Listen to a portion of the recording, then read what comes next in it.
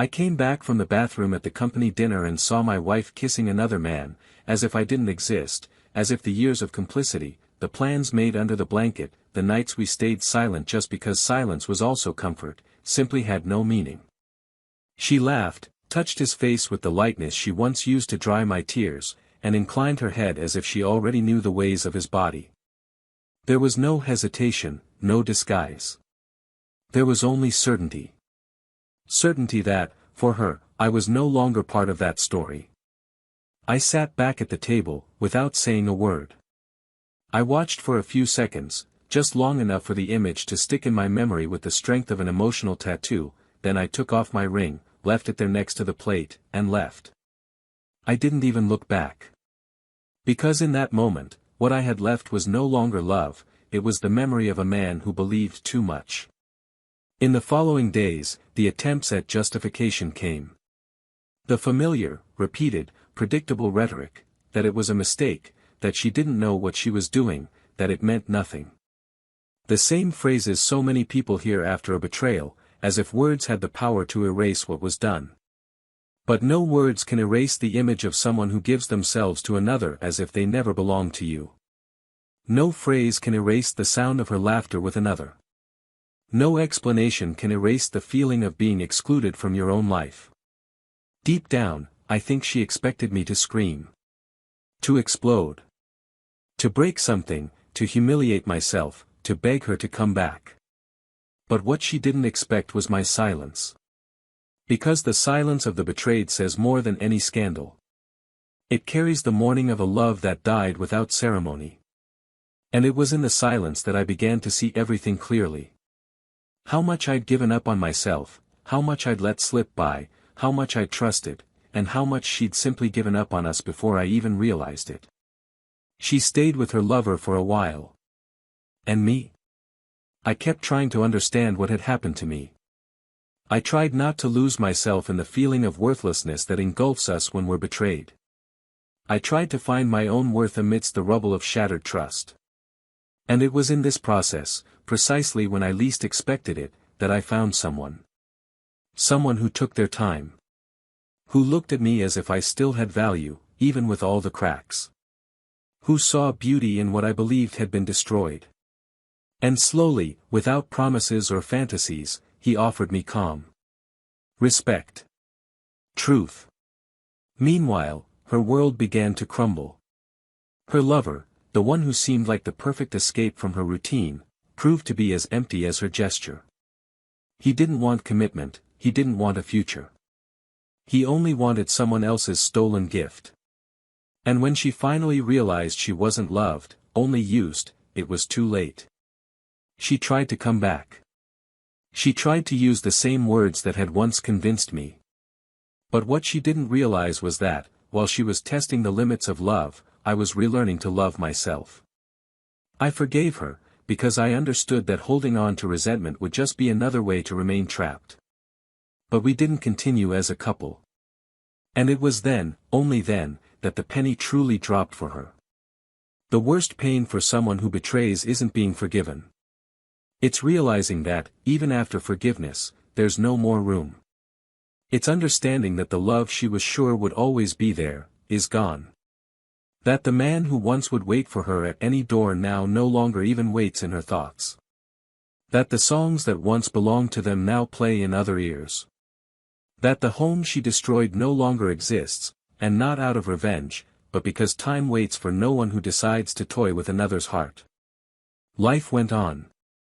And she began to live outside the story that could have been hers. She began to walk alone through the streets where we used to walk hand in hand. She began to remember details she'd previously ignored, the smell of my coffee, the random texts in the middle of the day, the sound of my laughter when she said something silly. Small things that, when added together, meant everything. And none of it was within her reach anymore. Because absence is the greatest punishment for those who had everything and thought they could throw it away. One day, without planning, we crossed paths again. I was in the park with my new companion. We were laughing at something silly, a dog jumping among the leaves. She saw us from afar. She stopped. She watched. And in that moment, it was as if her entire past had hit her all at once. Because there, before her, was the life she'd lost, not by chance, but by choice. She saw the sparkle in my eyes, the same one that had once been hers alone. She saw the affection she once received being given to another. And she felt, in the deepest silence, the pain that only those who have lost a true love know, the pain of not being able to return. There was no scandal. There was no drama. She just looked away and kept walking. But I saw it. She was destroyed. And for the first time since all that, I felt pity. Not anger. Not resentment. Just pity. Because I realized that her greatest punishment wasn't what others could see. It was what she carried inside, the knowledge that she had destroyed the love of her life with her own hands. That she had toyed with the kind of love most people spend their lives searching for and never find. And now, she would have to live with that. Forever. But there's something she doesn't know yet. Something even I didn't fully understand until a few days ago. Something that changes my entire perspective on why she cheated on me, something that makes me rethink everything I experienced with her. And maybe, just maybe, it will make me understand that the betrayal wasn't the beginning of the end, but the consequence of something even deeper. But that. I only discovered that much later. Welcome to the channel. Here, we do not romanticize betrayal, on the contrary. Every story told is fictional, but carries a deep emotional truth, that to betray is to destroy, is to hurt the one who loved you most, is to lose everything on impulse. Our goal is clear, show the real consequences of a wrong choice, and how it can leave scars that not even time can erase. Now get ready. What you will hear is shocking, exciting and unforgettable. Let the story begin. They met on a normal night, the kind that no one expects to change anything, but it does. It was a small event, a get-together of co-workers in a discreet restaurant, and both were there more out of obligation than desire. He, Daniel, had a quiet way of being, one of those men who speak softly, observe more than they opine, and carry a slight weariness in their eyes, like someone who has learned that the world isn't always fair, but continues to try to do the right thing. She, Laura, was the opposite, expansive, full of presence, always with a quick retort on the tip of her tongue and an energy that filled the room. And it was precisely this contrast that first brought them together. Daniel was drawn to that spontaneous strength, to that way of smiling without asking permission, while Laura was drawn to his silence, as if there existed an entire universe yet unexplored. There were no fireworks, no promises, no ready-made phrases. Just a look longer than necessary and a conversation that lasted beyond dessert. The relationship grew slowly, like all things that last. In the first few months, everything was a discovery: favorite movies, breakfast habits, musical tastes that clashed but respected. Laura amused Daniel's methodical way of folding t-shirts, and he liked how she embellished her routine with small absurdities, like painting a different nail color just to make someone laugh in traffic. When they decided to move in together, it wasn't an impulsive move, but a natural consequence of being on the same wavelength. The apartment they rented was small, but carried the scent of both of them. Every piece of furniture chosen together, every detail carefully considered, represented not just a phase, but the intention of building something long-term. The kitchen, where he liked to make coffee before she woke up, and the living room, where she danced alone while washing the dishes, became silent settings for the love that solidified day by day, without the need for grand gestures or declarations. They were happy, not spectacularly, but in the truest sense, that of peace. Their relationship was built on rituals. On Sundays, they'd go for aimless walks. On Fridays, cheap wine and old movies. Midweek, notes left in random corners of the house with phrases like, "You're my safe haven," or, "Thank you for yesterday." Daniel was constant. The kind who listens even when he doesn't understand, who supports without asking for credit, who cares without fuss. Laura, though more impulsive, always showed intense affection, and even during arguments, she made a point of resolving everything before bed. They learned to balance their flaws. When one got carried away, the other gave in.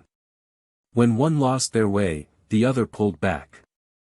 And so they built not just a relationship, but a lifelong partnership. As the years passed, priorities shifted. Job stability arrived, plans to buy a property, shared dreams about children, travel, and the future. But so did the silent demands. The busy schedules. The routine that, little by little, consumed quality time. The company where Laura worked began to demand more of her. Short trips, late meetings, weekend shifts. Daniel understood. He always understood. It was his way. He stayed late cooking dinner alone, sent supportive messages when she said she was exhausted, and celebrated even her small achievements as if they were his own. He never demanded her absence, but she began to feel the weight of the imbalance. Sometimes she was bothered by the way he accepted everything so calmly. She wanted to see him complain, assert himself, demand something. But Daniel wasn't one for demands. He gave. He always had. And there was something about the environment Laura was immersed in that began to distance her from him without her realizing it. The conversations at work, the new colleagues, the feeling of being recognized, desired, heard differently. It wasn't a lack of love for Daniel, but a dangerous curiosity about everything that was different from him. At the same time, Daniel continued to see in her the woman he'd chosen for his life. Even on days when she arrived late and exhausted, he still smiled when she walked through the door. He'd put away her food, warm her tea, or simply hug her silently. He never complained about the clothes that had begun to change, the messages she'd started hiding, or the cell phone always face down. He felt it, of course. Daniel wasn't naive. But there was a hope in his demeanor that it was just a phase. That Laura, with all her energy, would return to the center. To home. On their 4-year anniversary, Daniel prepared a simple surprise. Dinner cooked by him, candles lit, a handwritten card. Laura arrived later than usual, visibly disconnected.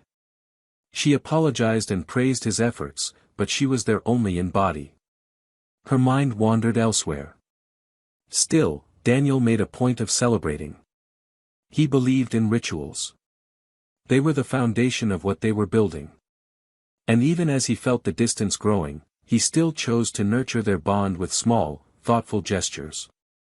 The following weeks were filled with silent attempts. Daniel began to observe her more closely, looking for opportunities to reconnect. He suggested trips, proposed nights without cell phones, but always encountered invisible obstacles. Laura said it was just fatigue. That it was all a phase. That she needed space. And he respected it. Out of love. Too much so. Because Daniel's love was the kind that didn't impose limits, but also didn't defend itself. And this, without realizing it, began to leave him vulnerable. On the other side, Laura was experiencing an internal conflict she could barely name. She felt torn between the emotional stability Daniel represented and a restlessness that grew like a noise within her. He began to wonder if love was enough. If routine was synonymous with stagnation. If she was still desired, seen, touched with passion. And even when Daniel looked at her with eyes that still saw beauty in the trivial, she could no longer see. She was blinded by the brilliance of something new, albeit undefined. A chasm was being dug between them, neither of them having the courage to tell the other what they felt. They both remained there, in the theater of normality, perhaps waiting for time to resolve what words avoided. Daniel started walking alone more. On Saturday mornings, he'd take his bike and cycle through unfamiliar neighborhoods just to clear his head. Sometimes he'd stop at a coffee shop, read a passage from a book, observe people he didn't know. He'd try to understand where he was going wrong. Where he'd lost his connection. And even without answers, he kept trying. Because for him, giving up was never an option. Laura, for her part, delved deeper into herself. She began to distance herself from the little things that once connected her to him. She stopped responding to messages with affectionate emojis, ignored the notes he left on her mirror, and forgot small dates, like the day they met. Not out of malice, but because she no longer felt part of that everyday life. Something inside her screamed for change. But there was still love. Confused, conflicted, but still there. They continued to share the same space. The same bed. The same house. But in worlds that no longer touched as often. Conversations became matter-of-fact. Laughter, rarer. And silences, longer. And yet, no one dared name what was happening. The end, when it begins, is not abrupt. It is subtle. Almost imperceptible. And that is how it settles, stealthily, between two who were once one. That particular evening, there was a dinner party. A common social event among her work circle. Daniel wasn't particularly fond of these gatherings, but he insisted on attending. He wanted to be present, to show support, even if it wasn't his favorite setting. He put on his favorite blue shirt, the one she often complimented, and walked beside her, who was visibly anxious and distracted. During dinner, her gaze frequently strayed. Daniel tried to make conversation, but received short answers. He decided to get up to go to the bathroom, and it was during this brief interval that fate began to shape a path of no return. But it wasn't that night that everything revealed itself. What happened there was only the beginning of what would become a breaking point. And, even if he didn't know it yet, a storm was already brewing behind these seemingly ordinary gestures. And it would be the storm that would change everything forever. That night, everything seemed to follow its usual course, albeit charged with a tension Daniel couldn't quite name. On the way to dinner, the two exchanged few words. Laura drove with her eyes fixed on the road, her jaw clenched, her fingers drumming impatiently on the steering wheel. He, beside her, tried to break the silence with trivial observations, comments about the weather, the light evening traffic, but she only nodded, as if she were far away, enveloped in a universe he no longer had access to. When they arrived at the restaurant, one of those sophisticated places with low lighting and ambient music, she transformed. Her fatigue gave way to an almost performative energy. Laura greeted everyone enthusiastically, smiled more than usual, and her eyes sparkled in a way that had nothing to do with the decor. Daniel noticed but didn't comment. He was used to seeing Laura sparkle in social settings, it was part of what he'd always admired about her. Still, there was something different that night, something unsettling he couldn't quite put his finger on. They sat at the table with her colleagues, about 8 people, all well-dressed, chatting animatedly. Daniel didn't know most of them, but he greeted them kindly and maintained his usual low-key tone. Laura, on the other hand, seemed close to everyone, especially a man sitting to her left. He was younger, with engaging speech, neat clothes, and a confident smile. There was something about the way he looked at her that bothered Daniel. A gaze that was too direct, too intimate, as if a silent conversation were taking place without words. Daniel noticed the small gestures, the hand that lightly brushed her arm during a joke, her exaggerated laugh when he spoke, the glances that met for a few seconds too long. Still, he remained silent. He preferred to observe before judging. But unease settled in the pit of his stomach like a stone. During dinner, Laura avoided eye contact with Daniel. Whenever he tried to make a comment, she cut him off with short sentences or diverted the subject to something that included everyone at the table. At one point, she got up to answer her cell phone and took longer than expected. When she returned, she was different. Her smile had disappeared, and her eyes were red. She said it was a call from her brother, something related to their mother, but her excuse rang hollow.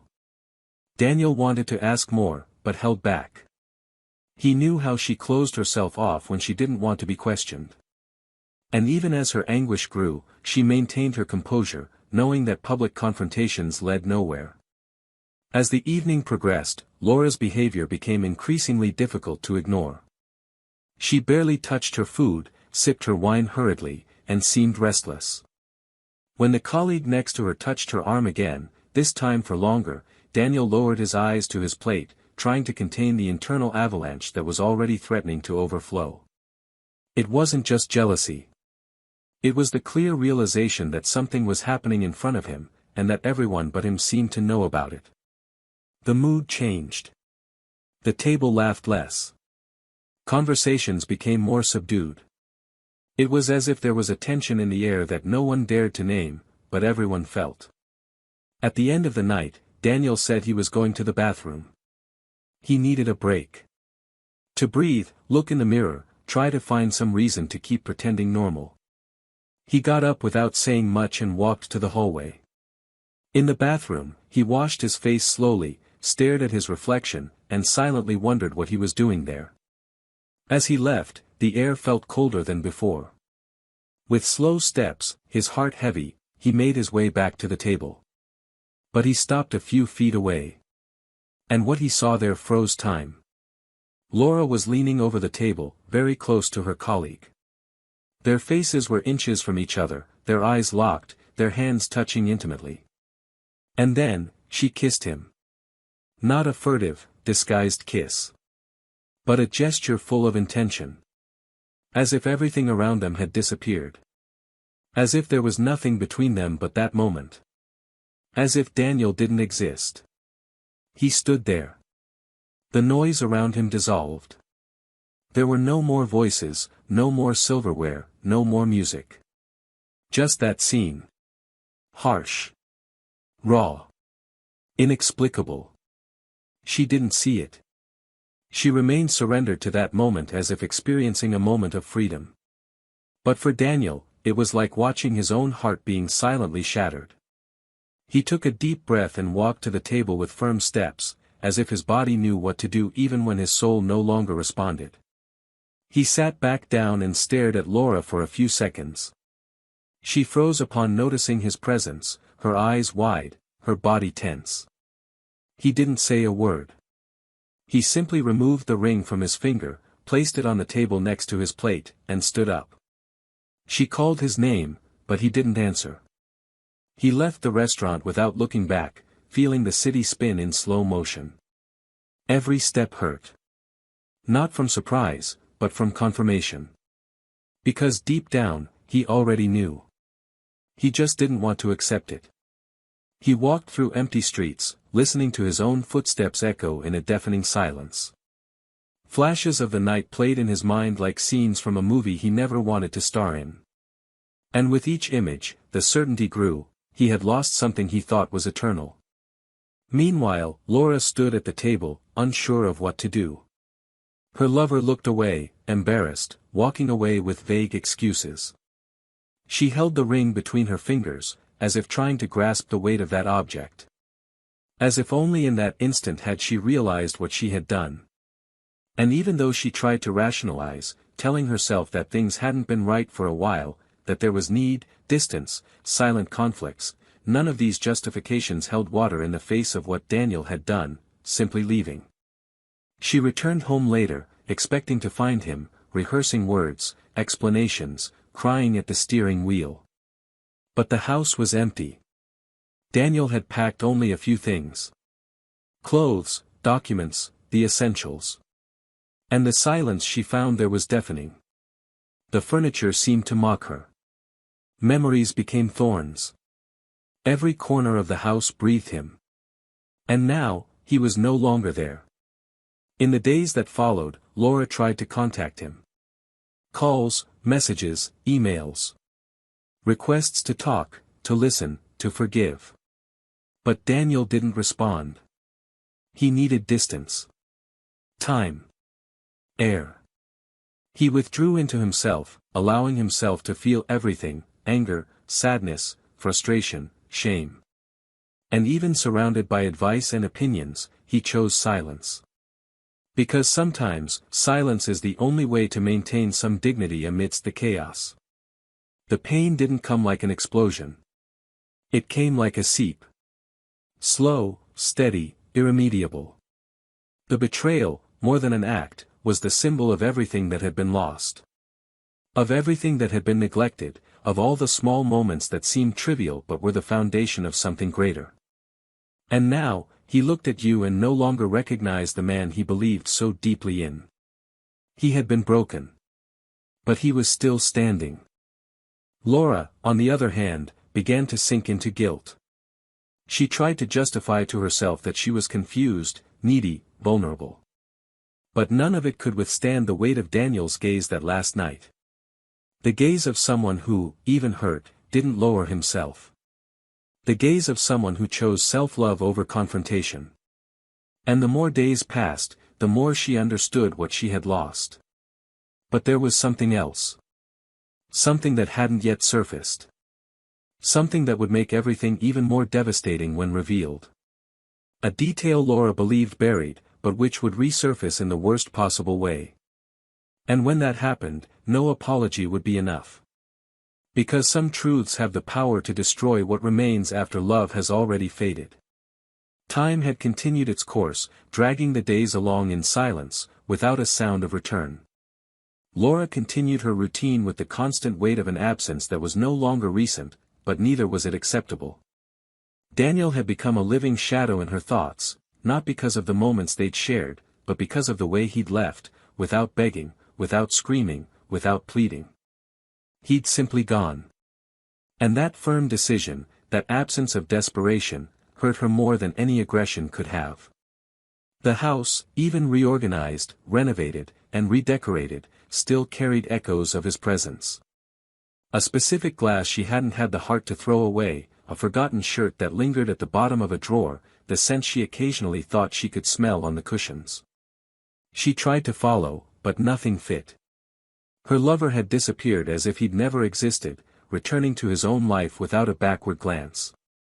His messages stopped coming, the interaction ceased, and reality fell upon her like a crushing weight. She had lost the love of her life for a moment that not even she could justify.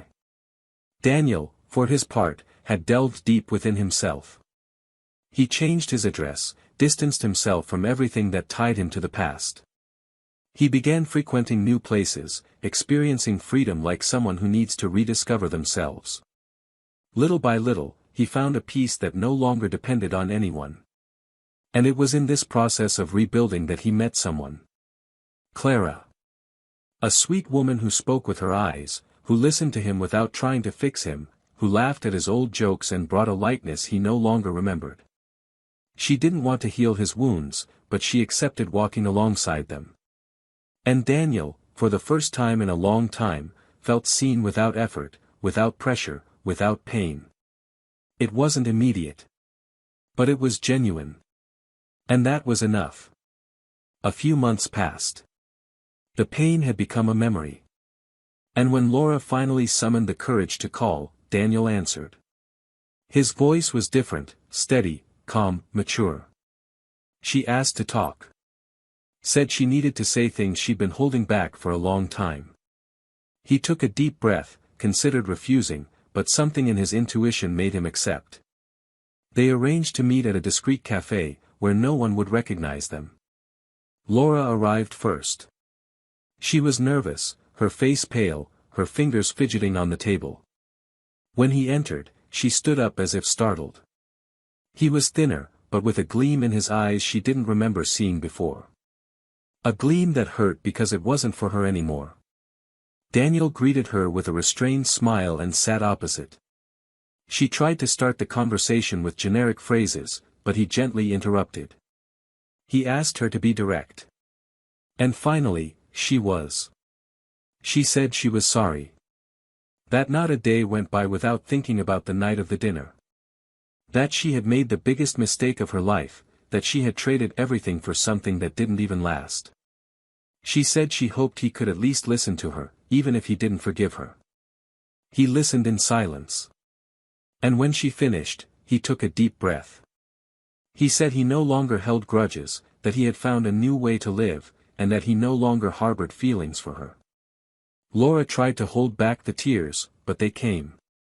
And just when she thought the pain of knowing she had lost Daniel was the worst she could feel, he said something that completely dismantled her. Daniel calmly commented that he had gone to the park a few days ago with Clara. He said it was an ordinary, yet special day. As they walked, they passed the place where he and Laura used to sit on Sundays. On impulse, he glanced at the bench and happened to see Laura across the park. She was alone, looking at them. When their eyes met, she quickly looked away. He noticed her gaze. A gaze that begged for everything he could no longer have. But what he didn't tell her was that, in that moment, something inside him broke completely. Not with anger, but with liberation. That's when he realized he had finally stopped loving Laura. And there, she became just another memory. Laura lowered her head, trying to hold back the pain, when Daniel calmly added that he knew that man wasn't the first. She fell silent. Paralyzed. As if the world had stopped around her. He continued, saying he'd always known the little signs. That he'd seen a message months before the final betrayal. That the conversation wasn't explicit, but the tone was too intimate. That night, when she said she had to work late, he'd passed by and seen her car parked in front of a restaurant, alone with another man. That he didn't have the courage to confront her. That he wanted to believe it was just his head overreacting. But the worst part wasn't the physical betrayal, but the emotional distance she'd begun long before the physical one. The betrayal, for him, didn't begin with the kiss. It began when she stopped choosing to stay. Laura then looked up and, in a low, almost whispering voice, confessed. "You said he was right. That there was another, before the one he saw. A classmate from an old prep course she took on weekends. He said it didn't last long. That it was confusing. But it happened." Daniel simply nodded.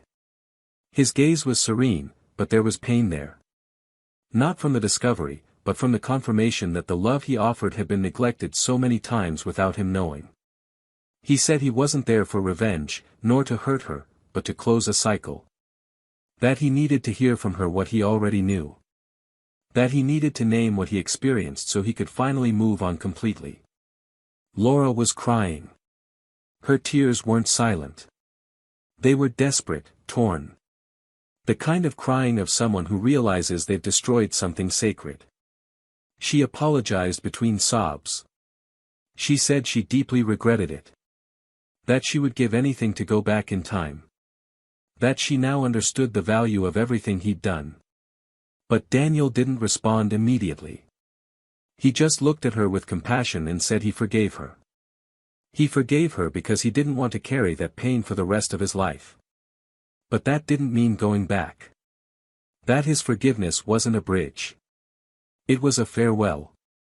The silence that followed was brutal. She, broken, holding a cold cup of coffee, her eyes fixed on the wood of the table. He, calm, rising gracefully. He said he wished her peace. And that, one day, she could forgive herself too. He paid the bill, put on his coat, and left, leaving Laura alone with the weight of everything she'd destroyed. She stood there for a while, trying to breathe. It felt like the air had gone out of her. That encounter didn't bring the redemption she'd hoped for. It brought a definitive end. The finality she never imagined she'd hear from him. On the street, Daniel walked slowly.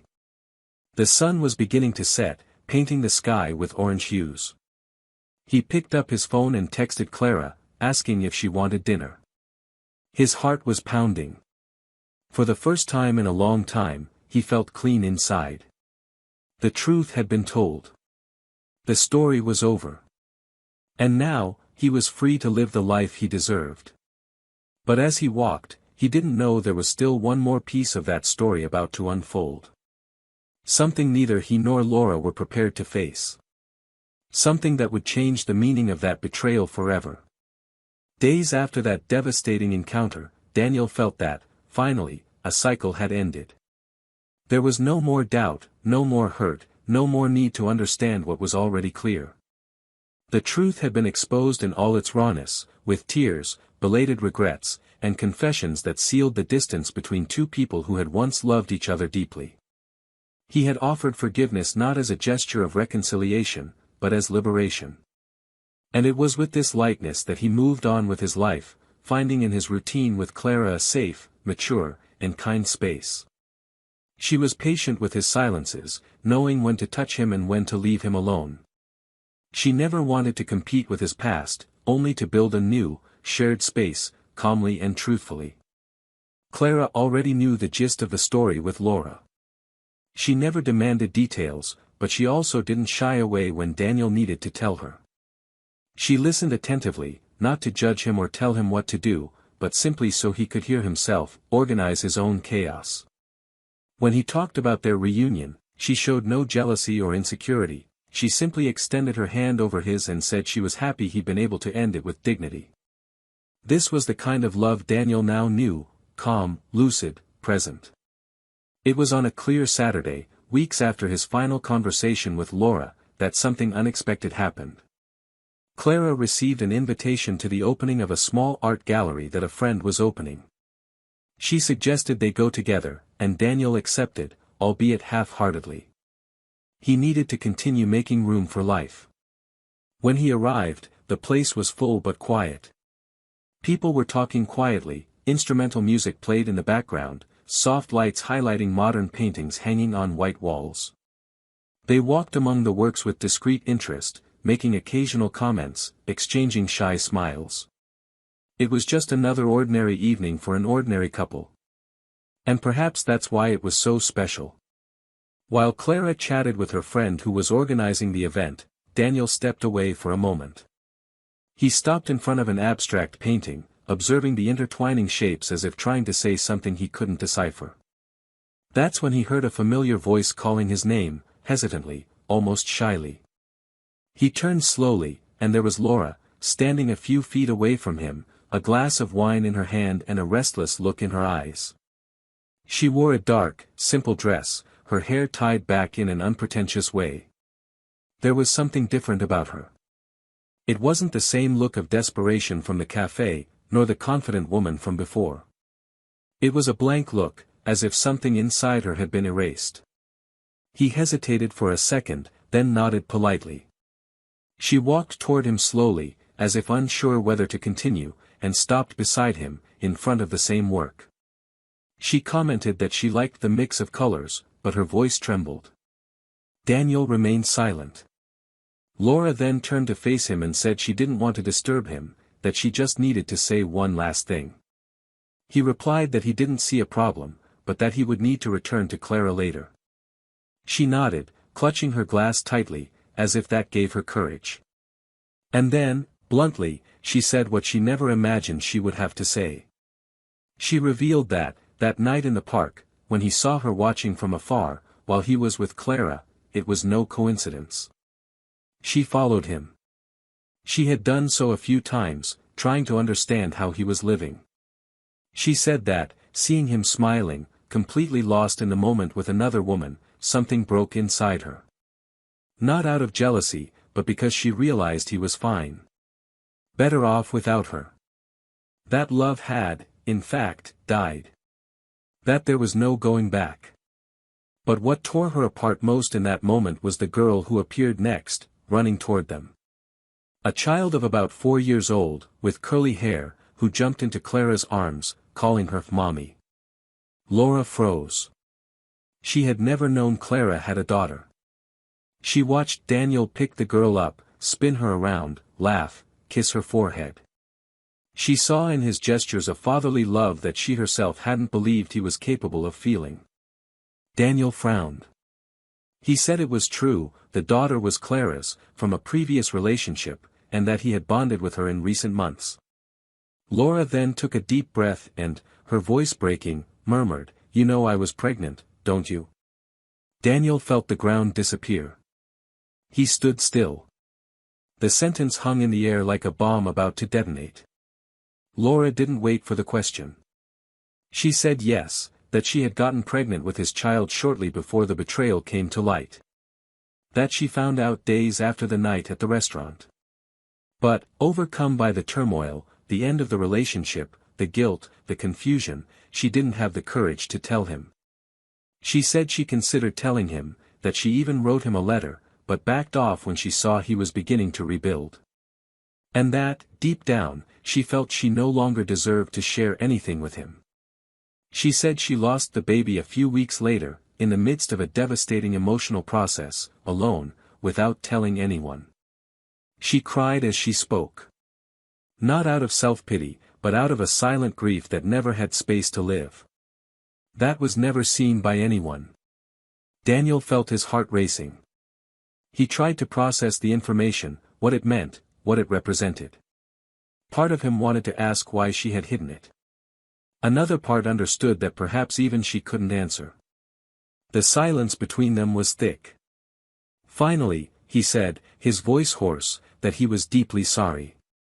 Not just for the loss, but for everything she had experienced alone. Laura nodded, wiping her face with the back of her hand. She said she didn't want to get back together, that she didn't expect pity, that she didn't seek forgiveness. She just wanted him to know. To know that, despite everything, there had been something more. Something lost before it could be lived. That she carried it inside her like a ghost. A baby that never had a name, a future that never arrived. Daniel, unsure how to react, simply extended his hand. A gesture of humanity, of compassion. She held it for a second, then let go. She said she had to leave. That this was the last time. And she did. She walked out the gallery door without looking back. He stood there, still, breathing raggedly, trying to comprehend what had just happened. When Clara returned to his side, he said nothing. He just looked at her and smiled slightly. He squeezed her hand tightly, as if that touch anchored him back to the present. He knew that, in that moment, there was nothing left in the past that could hold him back. That night, lying next to Clara, Daniel thought about the son who never came. Not with anger, but with calm grief. He imagined what it would have been like. What it would have been like to see him grow up. Playing in the yard. Calling his name. But he understood that some stories don't complete themselves for reasons we'll never understand. And sometimes all we can do is accept it. Clara, noticing his silence, hugged him. And he, with his eyes closed, knew that, despite everything, he had survived. And, more than that, he was living. No longer trying to patch up a shattered past, but building, day after day, something new. Something that had roots, that had light, that had love. A love that didn't need to be tested to be real. A love that chose to stay. The drive home that night was shrouded in a confusing sensation, one that couldn't be described by common words like pain, relief, or peace. It was something in between, yet deeper. Daniel drove in silence, Clara beside him, as the car's headlights illuminated the curves of the road and the city passed by like an old, distant memory. Clara sensed something different about him, but respected his silence with the wisdom of someone who understands that some emotions need to mature alone before being shared. She stared out the window, her arms crossed in her lap, and every now and then, she turned her eyes to him, as if caring without invading. Daniel, for his part, felt the weight of Laura's revelation like a warm stone on his chest. It was no longer a sharp pain, no longer anger. It was simply a space that now existed, previously empty of understanding, but now filled with a painful, and therefore necessary, truth. The following days were spent introspection. Daniel didn't feel the need to immediately tell Clara about his lost son. It was as if this revelation belonged to such an intimate layer of his past that it needed to be reorganized internally, processed in silence before being shared. Not out of distrust, but out of respect for the process itself. He began going for longer walks, sitting longer on park benches, reading old books he usually left half-read. There was something in his silence that Clara deeply respected. She didn't pressure, didn't question. When he sat beside her on the sofa, she simply welcomed him with her body, with a subtle gesture of affection, like resting her head on his shoulder or intertwining her fingers with his. She understood that true love also knows how to wait. On the other side of the story, Laura began to face the cruelest part of regret, living with the consequences. The conversation with Daniel had emptied her. Not because she had expected anything different, but because reality, spoken aloud, had a far more devastating effect than any fantasy she had harbored. After that night at the gallery, she withdrew in a way she didn't even recognize. She stopped going out, responding to messages, pretending everything was fine. She looked at herself with brutal honesty and realized the abyss she had dug beneath her own feet. She remembered Daniel's face when he heard the revelation, the way he reacted without aggression, but with a maturity that made her feel even smaller in the face of what she had caused. For the first time, she no longer sought to justify her choices, no longer wanted to explain herself to others. For the first time, she understood that the loss was irreversible. Laura felt like a character who no longer belonged in the story, like an extra who had been mistakenly given a starring role and failed. She began writing letters to herself, trying to organize her thoughts, to understand where she had lost everything she had once dreamed of. She wrote a letter to the son she never knew, apologizing for not having been strong enough to tell his father, for not having given love a chance to endure. She kept the letter in a small wooden box, next to the pregnancy test she had hidden for so long, as a way to keep alive the memory of something that almost existed. In that moment, Laura no longer cried for Daniel, but for everything she had become along the way. It was a mourning for herself. Meanwhile, Daniel was beginning to allow himself to return to the present. Things with Clara were progressing smoothly. Her daughter, small and energetic, began to see him as part of the routine, calling him by name with a disarming sparkle in her eyes. The three of them formed a new bond, not forced, but spontaneous, built on respect and affection. Even though the pain of the past still existed, it wasn't what guided his decisions. It was like a book held dearly but already read to the end. Daniel no longer wanted to get lost in the whys and wherefores, nor to sift through wounds. He simply wanted to live. And it was in this movement of reconstruction that, one random night, he decided to make room for the truth. They sat together on the porch, he and Clara, a glass of wine in their hands. The sky was clear, and the silence of the night seemed conducive to what needed to be said. Daniel spoke calmly, straightforwardly, without dramatization. He told him about his lost son. About his conversation with Laura. About how it had affected him.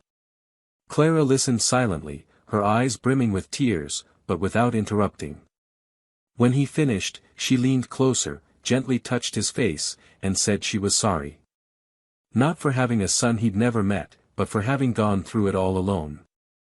And she concluded by saying he no longer needed to face anything alone. That was more than an answer. It was a hug to the soul. In the days that followed, Daniel felt something different inside. It wasn't complete joy, nor sadness. It was a sense of acceptance. The certainty that some losses are part of what shapes us, and that even the purest love can be lost when set aside. He thought a lot about the fragility of choices. How small, silent, and seemingly harmless deviations can lead to such tragic outcomes. He understood that the betrayal wasn't the beginning of the end, but merely the reflection of a long-standing disconnect. And that, perhaps, they had both been victims of their own emotional neglect. One morning, walking alone, Daniel passed the bookstore he used to frequent with Laura years ago. He entered without intention, guided only by a subtle memory. He wandered the aisles until he found a book she had mentioned in a long-ago conversation. He picked up the copy, flipped through a few pages, and, in the middle of the book, found an old note, forgotten between the pages. It wasn't signed, but it was clearly from the used books section. The note read, "Sometimes love isn't enough to keep two people together, but it's what teaches us to be better for the next encounter." He smiled, closed the book, and left the note where it was. He left the bookstore with a feeling of subtle fulfillment, like someone receiving a message from the universe. Laura, for her part, decided to leave the city for a while. She needed distance. Not from Daniel, but from everything that reminded her of the version of herself she no longer wanted to be. She went to her aunt's house in the countryside, where she spent her days reading, writing, and tending the garden. The therapy she had begun months earlier was beginning to take effect, not as a cure, but as a mirror. She was learning to face herself without masks, to forgive herself slowly, without haste. She now understood that the betrayal she had committed was not only against Daniel, but against the woman she had once dreamed of being. And that, perhaps, was the greatest punishment. Every now and then, I thought about writing to him. Not to ask for anything more, but just to tell him I was okay. That I was rooting for him. That I was grateful for being, despite everything, the most honest love he'd ever known. But every time I started to write, I gave up. Maybe because some messages are better left in silence. And she, finally, understood the value of well-placed silence. Daniel continued his routine, now lighter, more present. With Clara and her daughter, he created small but truthful moments. He learned to laugh again, to trust, to surrender without fear. Not because he had forgotten the past, but because he had learned from it. And although the scars still lingered, none of them hurt anymore.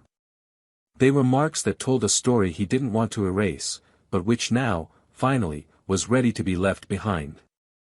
There was something in the air, as if life were preparing one final gesture, one final scene that would bring that chapter to a close.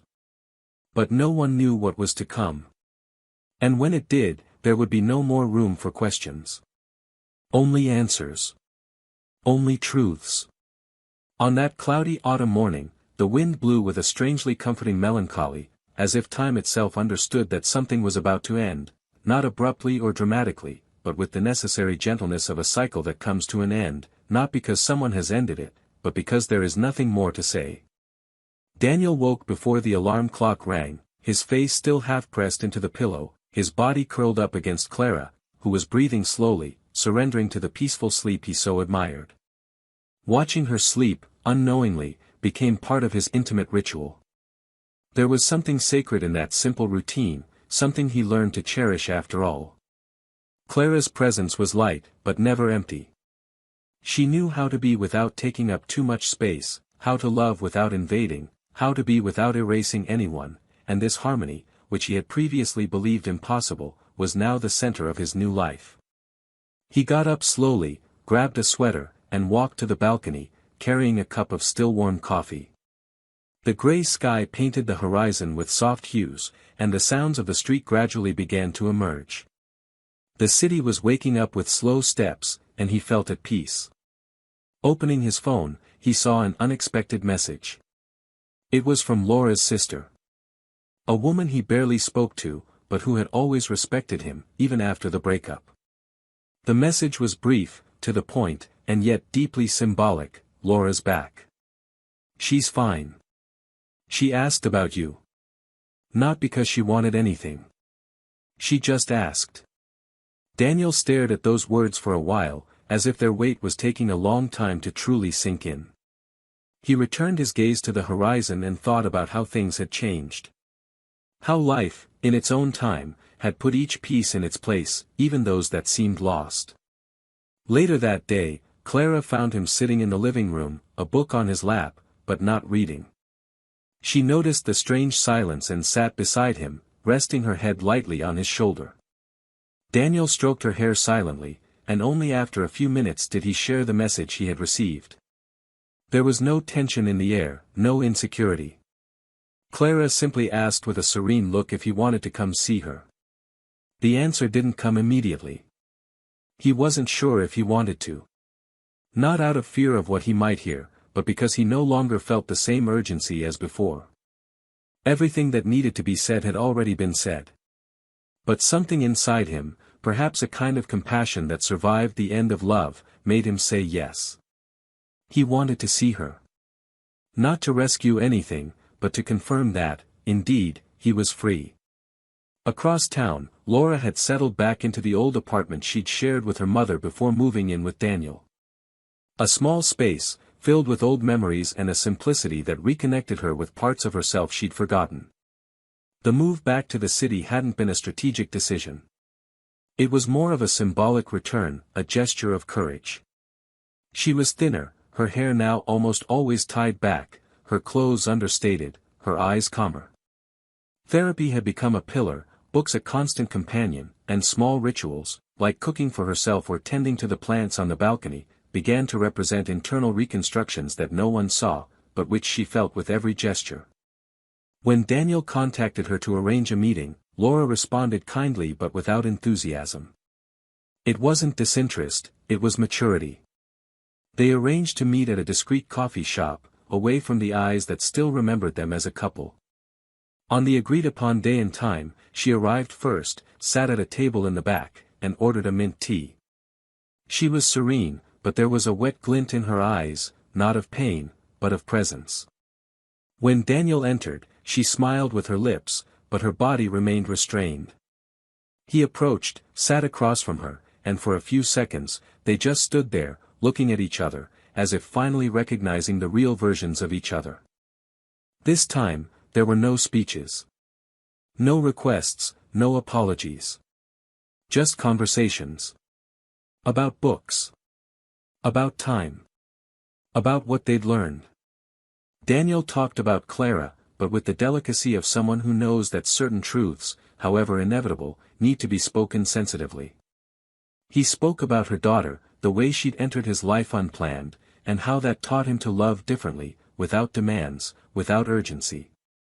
Laura listened to everything with sincere attention, as if ready to listen without suffering.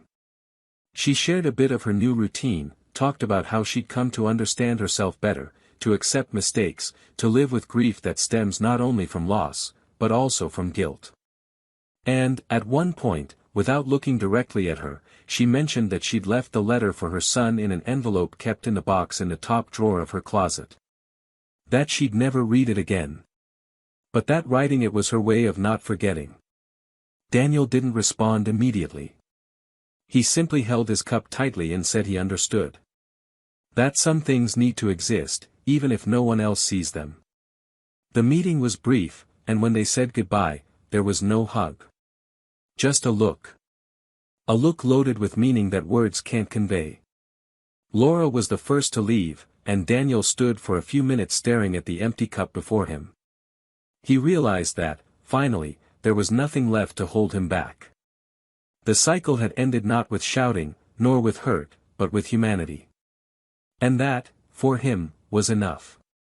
Back home, he found Clara preparing dinner with her daughter singing a children's song in the living room.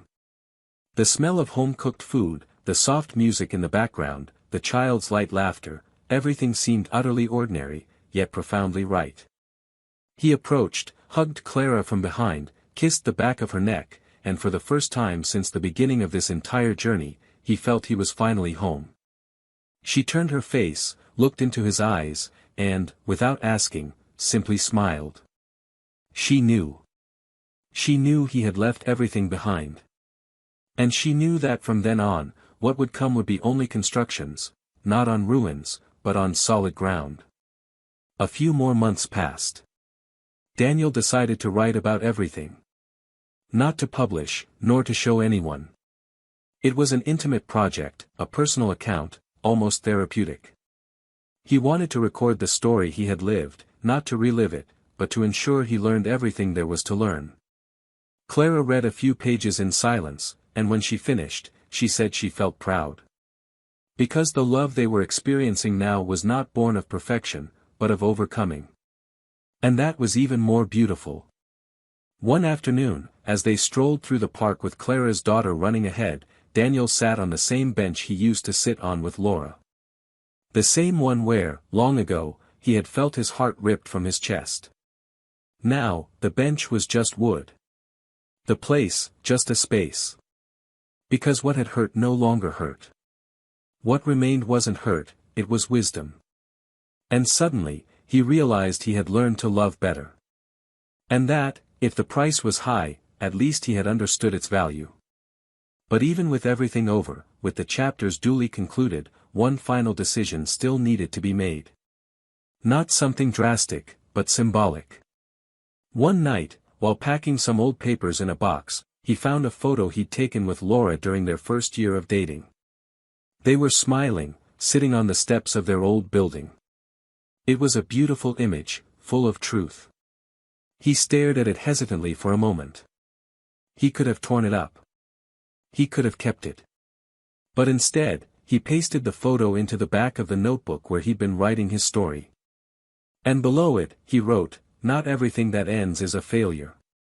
Some stories end because they've fulfilled their purpose." He closed the notebook, put it in the drawer, and returned to the living room.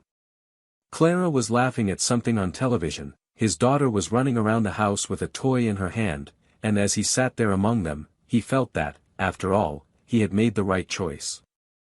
The choice to move forward. To not let himself be defined by pain. And to understand that even the most painful stories can lead us to where we belong. Time passed as it always does, mercilessly, but also unhurriedly, shaping the details of life with a precision that only silence can capture. The seasons changed, routines adjusted, and what was once a wound became a scarred memory, marked but no longer open. Daniel became a new man, not because he wanted to forget, but because he chose not to be a prisoner of what he experienced.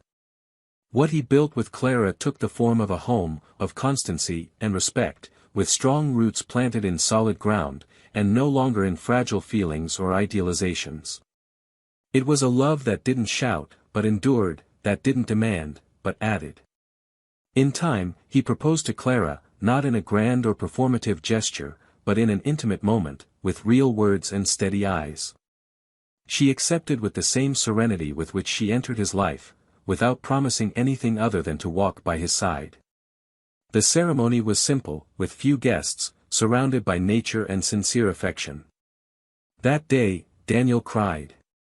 Not because of the memories that came back, but because of the peace of knowing that, even after so much, he had allowed himself to start over. Clara's daughter began calling him Dad naturally, without forcing the word, without expecting an immediate response. And he, initially surprised, soon realized that that word, loaded with meaning, had found a new purpose in him. It wasn't about blood, it was about presence. He began picking her up from school, helping her with her homework, telling her bedtime stories. One night, as he tucked her into bed, she asked him never to leave. He didn't respond with empty promises, simply held her hand and said he would always be there. And in that moment, he understood that losing a child didn't have to be forever filled with pain. Sometimes, life gives back in other forms what was taken from us. And with her, he learned to be a father. On the other side, Laura followed a lonely path, but no longer unhappy. She understood, after many months, that loneliness was not a punishment, but an opportunity. She worked rigorously on her life. She started a social project with other women who had gone through similar traumatic experiences, betrayals, abandonments, rejections. There, she found new meaning. She told her story courageously, not to seek empathy, but to show other women that it is possible to acknowledge mistakes while still seeking personal redemption. She never sought Daniel again. She never tried to contact him again. She knew that any gesture, no matter how small, could be interpreted as an attempt to get back at him, and she didn't want that.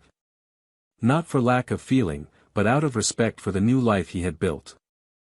Laura began caring for her mother, who had grown ill over time. He became involved in small causes, but they made a difference.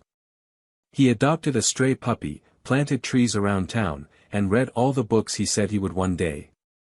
Some nights, when she sat alone on the porch with a glass of wine in her hand, she thought about everything she'd experienced. Everything she'd lost.